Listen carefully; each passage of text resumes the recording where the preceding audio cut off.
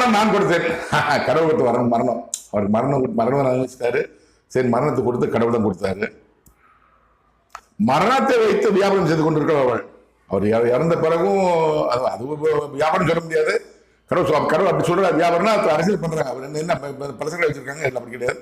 அரசியல் பண்றாங்க. அரசியல் பண்ணா சொல்லுவாங்க. அவங்க நான் தான் பிறந்தாத யாரும் விட மாட்டாங்க. கேப்டன் ஒரு வார்த்தை, கேப்டன் ஒரு மந்திர சொல்லுக்கு அந்த மக்கள் கட்டுப்படுவாங்க. கேப்டன் மக்கள் கட்டுப்படுவாங்க. நல்ல மன்னன், நான் மனிதன், எல்லாரும் தெரியும். எல்லா மக்களும் எல்லா நன்மை அனுபவித்தார்களோ, அவரால் எத்தனை உதவி பெற்றார்கள் பெரியமா வச்சிருப்பாங்க.